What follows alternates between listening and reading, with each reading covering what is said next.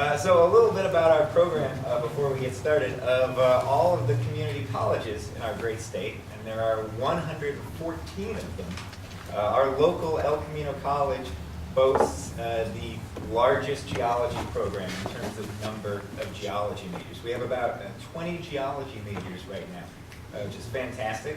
And you'll get to see some of them talk in a moment here. And you'll also see a lot of them come April at your annual Gem and Mineral show, where they'll be staffing the booths there. And so on that note, just so you know, the proceeds from that annual event are used to fund a scholarship program, the Wally Ford Scholarship Program. And that's really remarkable. I remember when I first started at El Camino and saw that there was that amazing scholarship program through the community. I was really impressed by that, and that's a great thing that so many schools, unfortunately don't have. And I've seen just in the few years that I've been at El Camino, a number of the students that have gotten these, and what a tremendous help it is to them. A lot of our students are working at the same time they're going to school, so these scholarships are really tremendous. So for me and my colleagues and Joe and the past recipients and the future recipients, really thank you sincerely so much for doing that.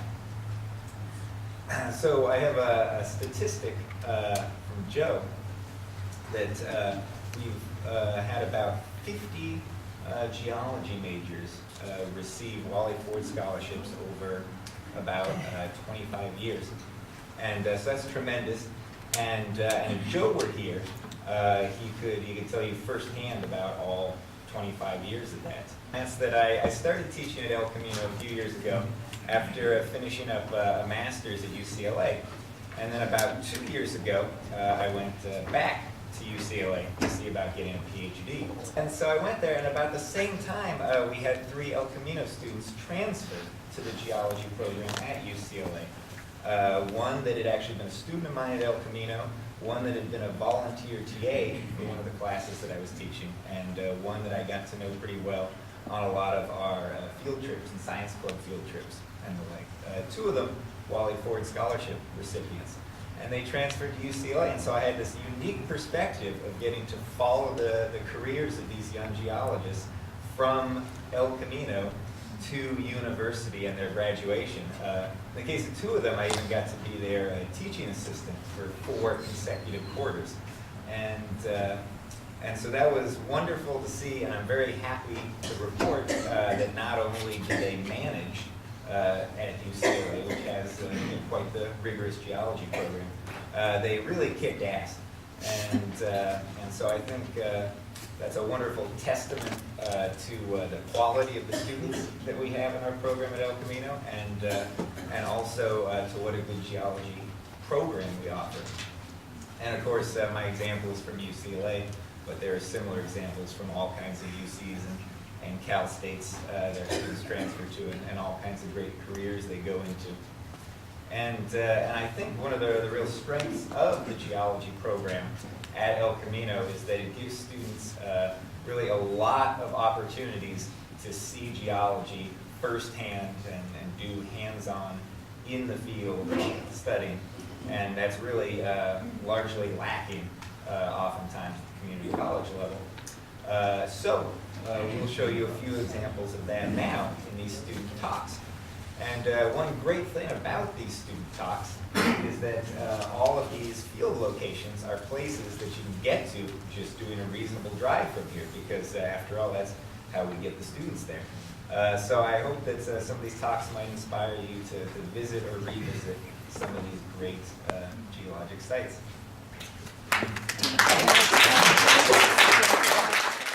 So, just a little background about me. I go to El Camino College, but I also happen to work as a volunteer, and I've been doing it for the past 5.5 years at the LA Natural History Museum. So I decided to give a quick presentation on some of the work that we've been doing down at that location. So, a little beginning, little fun fact, just so we know where we are. The LA Natural History Museum is probably the closest of all these locations. All you need to do is drive up to 110 for about 20 minutes and you're right there. We're in the Exposition Park area. We opened our doors initially in 1913, so we're over 100 years old now.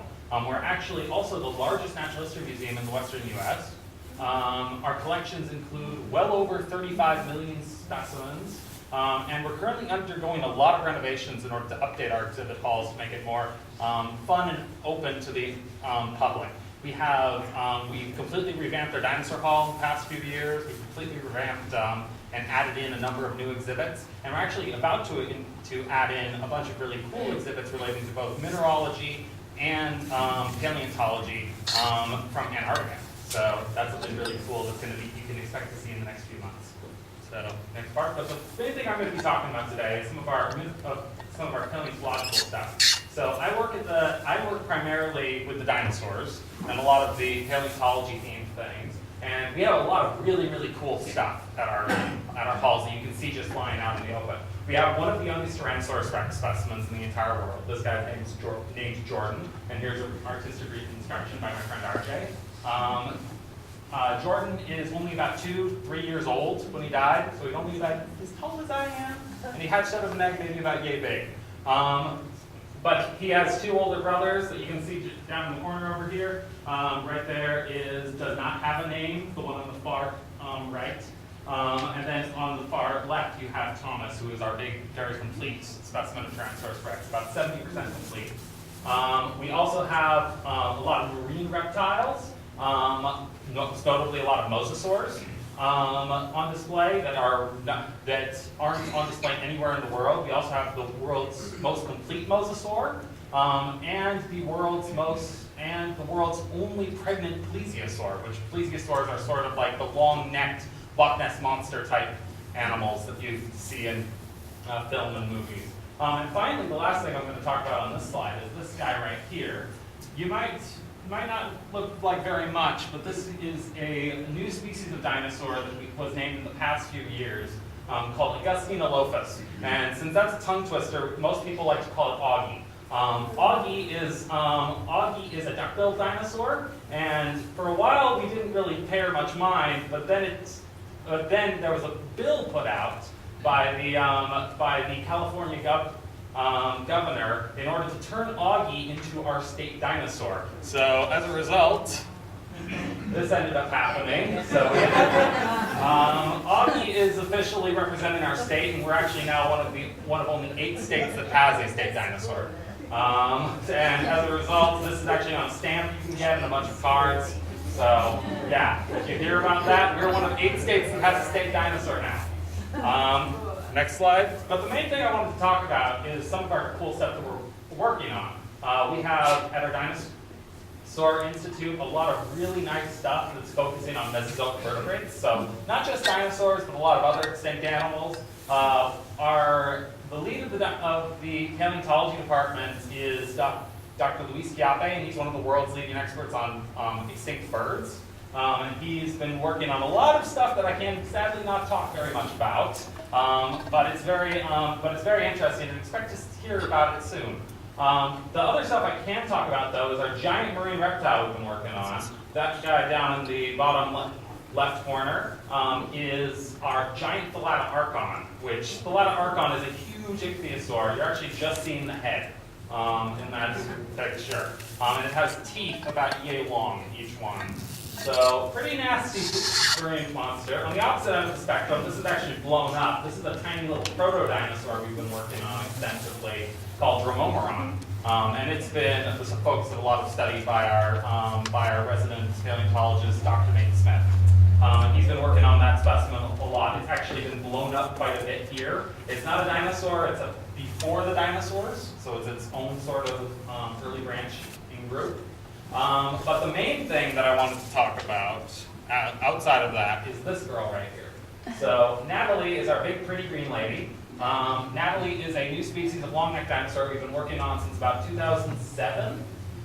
She has been sort of taken over the entire museum ever since we first dug her up. She's a big long-necked dinosaur, specifically a diplodocid. Have you ever heard of a Brontosaurus or a Patasaurus? She's that type of a dinosaur.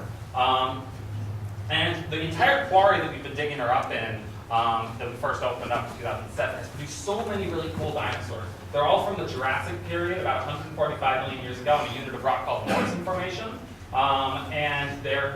And they come in a wide variety of sizes. About half of them are Natalie bones, but another large percentage are these things called chimerosaurs, which are long-necked, big-headed, long-necked dinosaurs.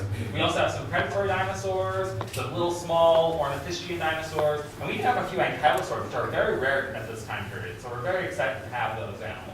But the most interesting thing perhaps to you guys is exactly what Natalie looks like, and she is bright green. Every single bone we pulled out of her quarry is a very bright emerald green color, and we're still trying to figure out why that is, but your leading idea is that it's copper and malachite in the rock. So it has ended up turning all of the bones, not just Natalie, but everyone's green in that deposit. So, and we're going to hopefully in the next few years have Natalie put up on display as a mount and be the world's only green dinosaur mount. So that's going to be really fun. But yeah, that's primarily my topic. I just wanted to thank you guys for letting us speak here tonight. It's been a really great honor, and I can't wait to invite my friend Anthony up to the stand. Where did that come from? Oh, this is from Utah. So this is Utah formation. I'll answer more questions that anyone has at the very end. But yes, I'd like to invite Anthony up to the stand now. It's really nice to be back here. I was here last semester, and I was talking about project more. Okay. I was talking about Verdes community, and first off, I just want to say thank you for having us. It's a really great opportunity, I know for me, to get more comfortable speaking in public, which I'm really terrible at. Also, I'm looking forward to the mineral show. I've done it 2 years in a row now, and I always have such a great time with all of you, and it's been really nice to see some familiar faces tonight. And just personally, I want to thank you for the Wally Ford Scholarship. I was a recipient of it in 2018, so I've been using it this semester and next semester, and it's helped me immensely. I've been able to go to school full time, and I really appreciate that, so thank you all for all that you do. So, let's talk slower, I get really nervous. So today we're going to be talking about Mammoth Mountain.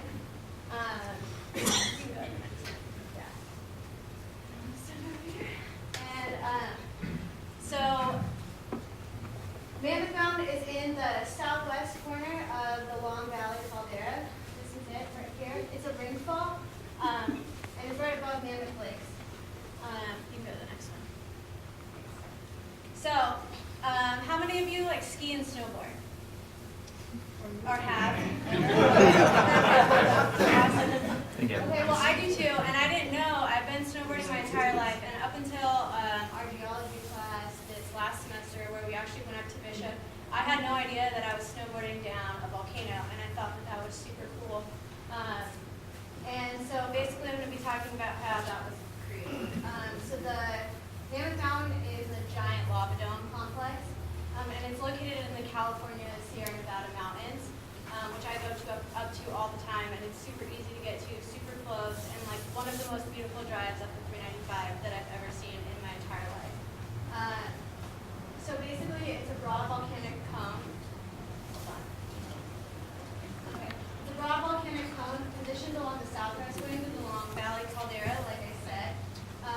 And this volcano specifically reaches up to 11,053 feet above sea level. So you could get some altitude sickness up there, but it's really beautiful when it's at the top. Next slide.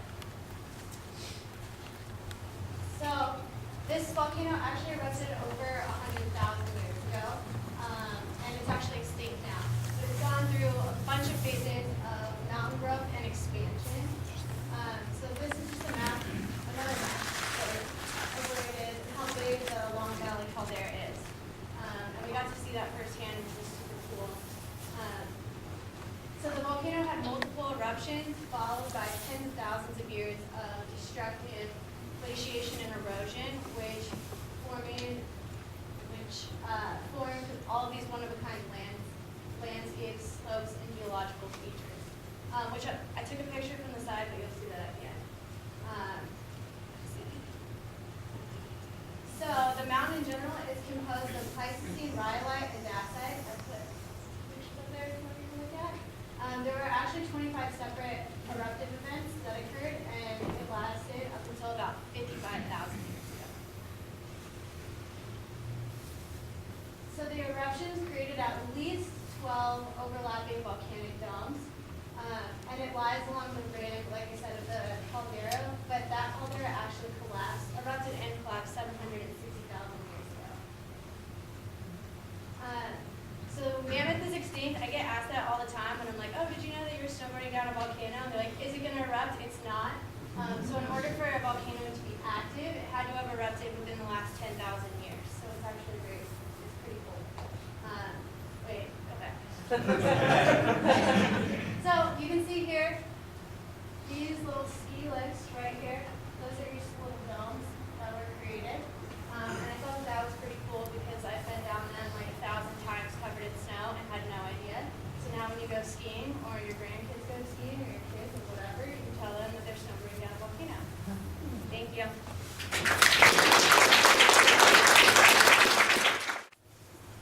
So the Haiti gets its name from Greek mythology. Haiti, so easy to see why. Scientists often sum up this period as a kind of hell on Earth, but there's a couple of theories that have been a little more discussed in recent times, so maybe a little more calm. Haitians kind of, it's the origin to pretty much Earth's atmosphere, to plate tectonics, to all of Earth's natural processes. So, in those terms, it's kind of why geologists care about these early periods. Yeah. So the Haitian was the time of extremes. Planets rotating so fast that a day was only 6 hours long. The Haitian average temperature was pretty much 2,000 degrees Fahrenheit throughout the day. There was no oxygen at all, carbon dioxide, nitrogen, so it's a pretty bleak picture, but the change is, it's getting hit by these meteorites coming from space, and they carry some of the ingredients that produce life about 600 million years after the beginning of the AD. And a little bit more about the surface of the planet during this time. There's pretty much widespread volcanic activity. There's an endless sea of lava, and what surface has cooled is constantly conducting. So you can just, imagine nothing's really sticking around for too long. Go to the next one. So, more recently, geologists have uncovered zircons inside of granite, and these zircons contain information that kind of alludes to what the environment was like during the Haitian. The zircons are able to withstand many geologic events. They don't get lost. They don't really alter. So their data can be dated using uranium-lead dating, and they suggest that there was magnetism and some tectonic activity during the Haitian. And so zircons are pretty much the keys to the past, and here are the gems up close. Some modern uses are fiber optics and dentistry. So that's intro to Haiti. So thank you.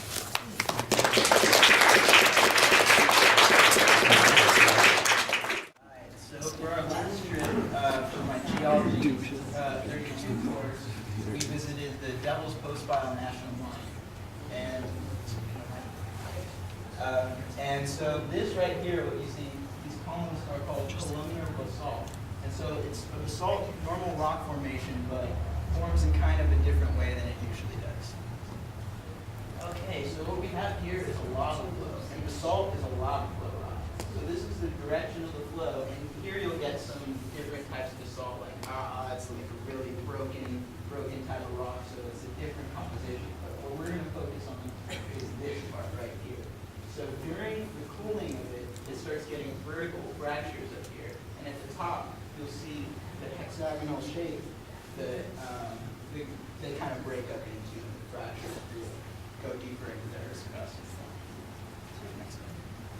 Okay, and part of the reason for this unique shape of like hexagons is, think of this yellow dot as like a cell, and everything around it is being pulled in and contracted. So when it's being cooled, it's shrinking.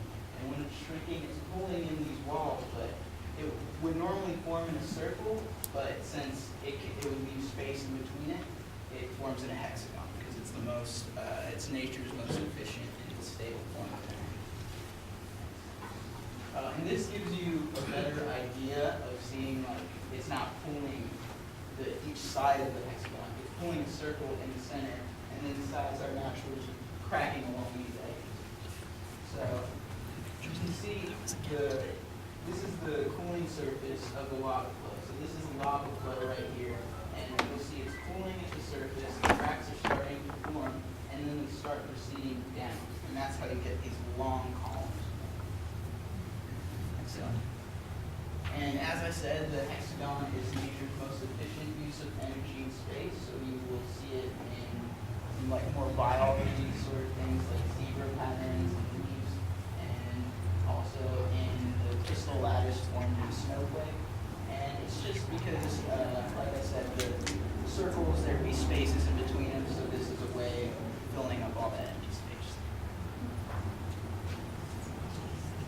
And one thing that's different about the columnar basalt at the Devil's Postpile is that a glacier actually rode over it 20,000 years ago during the last ice age, and it leaves behind glacial striations. So when the glacier rides over something, it's picking up rocks along the way, and it's getting those rocks and dragging it across the surface of whatever's in its path.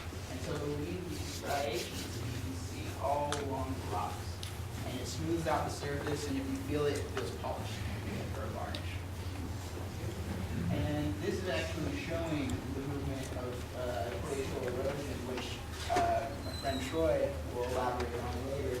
But so yeah, the glacier will move, pick up rocks. It moves slowly, so it's sitting down, melting a little bit. The rocks get trapped into the glacier, and then it's being pulled and dragged across the surface. And also right here, it'll actually pluck bigger boulders off when you have like something called erosion egg, and that's but so it'll pluck bigger boulders off of this landscape.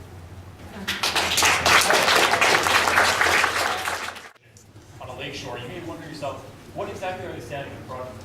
And that's actually what we'll be talking about right now. These formations are known as the tufas of Mono Lake.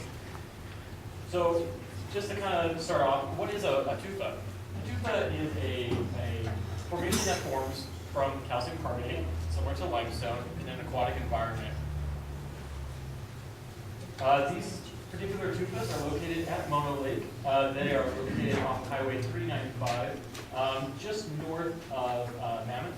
And the particular tufas that we experienced are actually on the south side of the lake. There's actually a nice little parking lot, about a quarter mile walk down to the lake shore, so you can actually get up close and personal with them. So, how are the tufas formed? To form a tufa, you actually need a very specific combination of conditions for them to form. The first of which is you need carbonate. As I mentioned, it was a calcium carbonate formation. And the way that this occurs is carbon dioxide from a magma chamber rises up from the earth. As Cheyenne touched on earlier, this whole region is volcanic in nature, and while there are some dormant volcanoes, there are still magma chambers located approximately about a mile deep below the surface. From these magma chambers, the carbon dioxide does make its way up to the surface, and in this case, when it comes into contact with the water in Mono Lake, instead of bubbling out, the carbon dioxide actually starts to dissolve, similar to how sodas, the carbon dioxide in soda is kind of fizzy. Rather than the bubbles coming up to the surface and popping, it's more within the actual liquid. When you have a high concentration of the carbon dioxide, you start forming the carbonate ions necessary for the formation of calcium carbonate. The next step is you want to get that calcium, the other part of the equation. The way that comes into play is when you have precipitation either from rainfall or the melting of the snowpack. That fresh water soaks into the ground, becomes groundwater, and actually picks up calcium from the soil. Calcium is actually a pretty common mineral in California soil and also in our water. For those of you who have cleaned your bathrooms, I'm sure you've seen the calcium buildup on your faucets. So what ends up happening is this calcium-rich groundwater actually starts seeping up through the ground through freshwater springs, and when it comes into contact with the carbonate ions in the actual water, it starts to form calcium carbonate. Over thousands of years, it starts as a vertical growth, and over thousands of years, it actually kind of comes up, percolates, and comes down, and starts to build on each other. A way to kind of think of it would be kind of like a mineral geyser, if you will. It comes up, kind of splashes down, comes up, splashes down, things like that. So over thousands of years, they do continue to grow. So you might be asking yourself, okay, they form under the water, how are we able to see them? And that kind of takes a little bit of a historical and also a zoological approach, especially for Mona Lake. Prior to World War II, Mona Lake was actually a pretty deep lake. The surface level was the water was actually at 6,417 feet above sea level. However, during World War II and also post-war with the suburban growth of Los Angeles, we didn't have to divert more water from this region down to LA to facilitate that growth. What ended up happening was the DWP actually built a tunnel, which actually went through a volcano, and it connected to the LA aqueduct. Now the issue with that is, rather than draining water from the lake because of the salinity of the lake, it actually took the water from local streams and tributaries. With the incoming fresh water to the lake being diverted down here, there was nothing there to help replenish past the rate of evaporation. So in this situation, the lake level began to fall. And actually, from the time of World War II until about the 80s, it fell approximately 45 feet in depth. Now, with that, yeah, great, we can see the tufas, but the issue is, and if you can go back to the map, I think it's 3 slides back. So it's a little hard to see, but in the middle of the lake, there's a giant island. And this island is actually home to the largest rookery of California gulls. There's approximately 100,000 of them. So as the island was isolated by surrounded by water, the gulls were safe from most predators rather than, exception of maybe aerial ones like hawks. However, with the lake level dropping as it was, land bridges started forming, and land-based predators such as raccoons, coyotes started having a nice little snack on the gulls. This, of course, activated a lot of environmental groups, and with these groups, they started the Save Mona Lake movement. This was pretty active in the 80s into the early 90s. Some of you may remember the bumper stickers. I know my parents had them on their car. So a lot of lawsuits were filed on behalf of the environmental groups, and in 1994, judgment was made against the DWP, and they were instructed to issue what's known as a management level. There you go. So basically what that means is, in future years moving forward, DWP is still allowed to divert water down here to Los Angeles. However, when they hit a certain level, 6,392 feet above sea level, they can no longer divert additional water until the water level rises above that. So in years with more snowfall, the lake water level doesn't rise enough, LA doesn't get that extra water. On the good side, if you want to think about it, we actually do get to see the tubas, and again, we do get to walk up close to them. If you go to the last slide. So this one, this was taken, and you can walk right up to it and take a look. It is frowned upon to damage them, that's against the law. But I would highly recommend to check them out. And with that, I want to thank you for your time. And I'd like to Thanks for having us back again. I was here last spring. I was talking about the Narrows and Zion, which was part of our recent science club trip to Zion National Park. But this time I wanted to talk about glacial valleys, which is something we encountered a lot on our Owens Valley trip, which a lot of people have been talking about stuff from Owens Valley. So this is just another aspect of that. Glacial valleys are really cool because they have a very obvious U-shaped, and versus like a V-shaped valley, which would be formed by a river. These are formed by melting glaciers. So where? We went up to Owens Valley in the Sierras. They have like glacial valleys up there a lot because a lot of glaciers used to be there that melted. But you can pretty much find them anywhere that has glaciation in the past. Sweden has them. Yeah, so pretty much like a lot of northern countries and places like that. Yeah. Okay, so I kind of drew on this picture. You can see the very obvious U shape, and that's like the main sign that you're looking at the glacial valley. And this was carved by the melting, sliding of the glacier. And Anthony was talking about the rocks sliding past that was postpile. That was formed by that. Yeah, and so you can look for that noticeable U shape to kind of see that that's what you meant.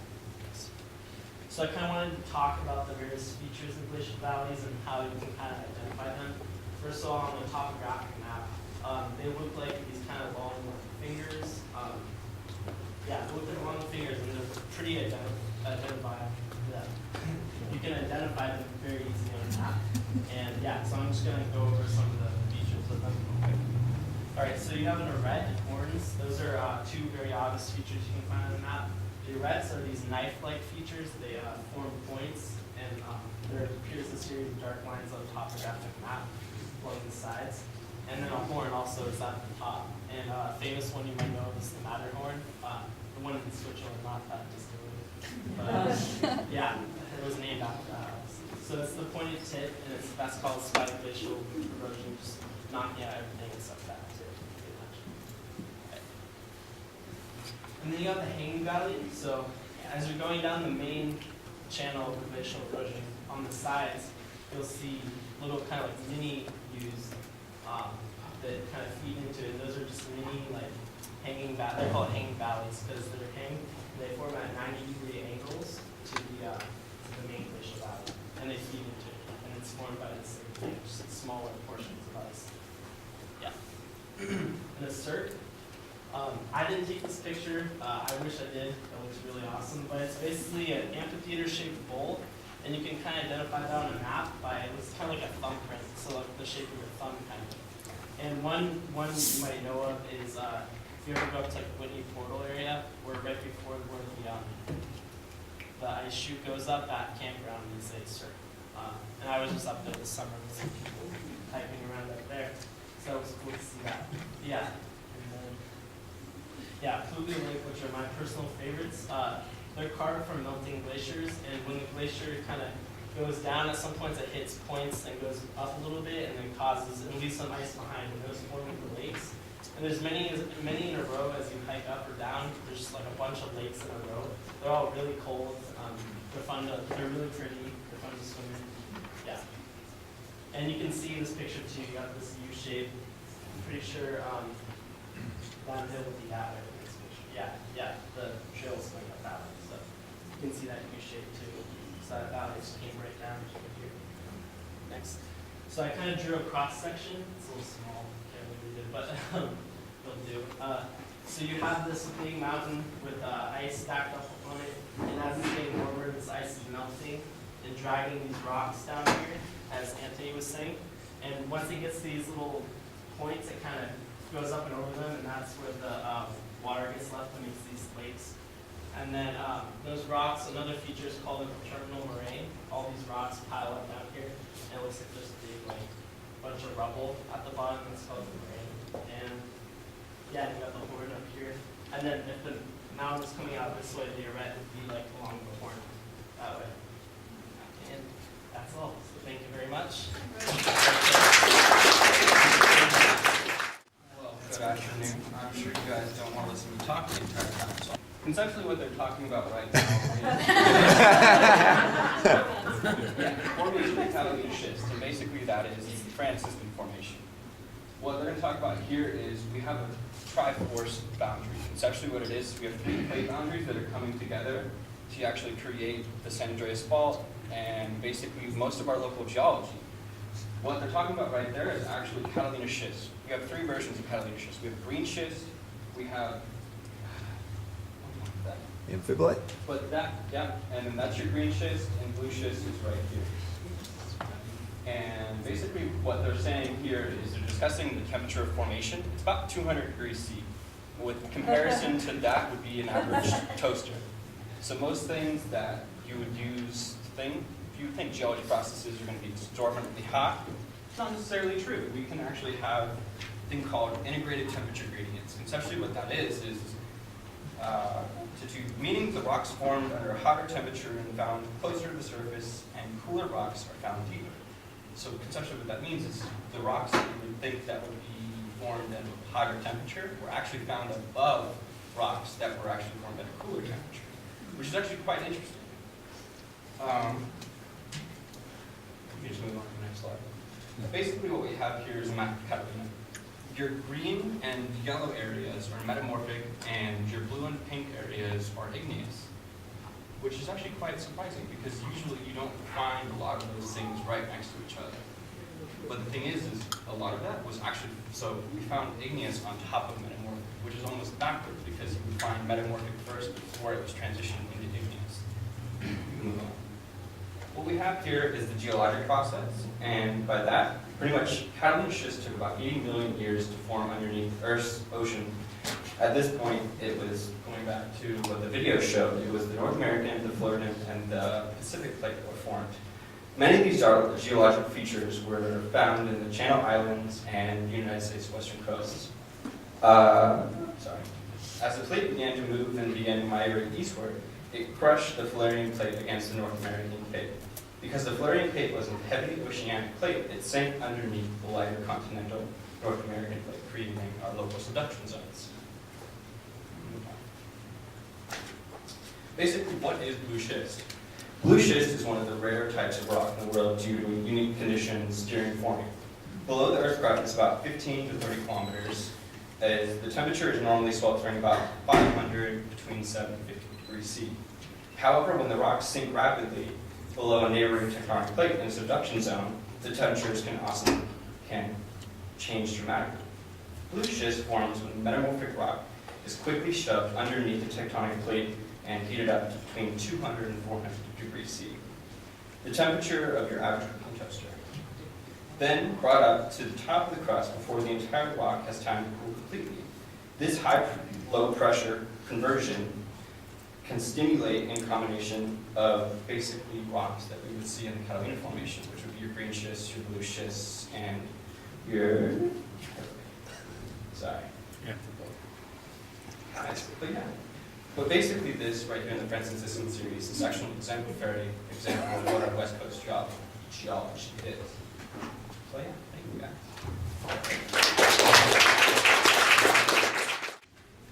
Well, so thank you again for having us and for your continued support of our geology program, and look forward to seeing you next time.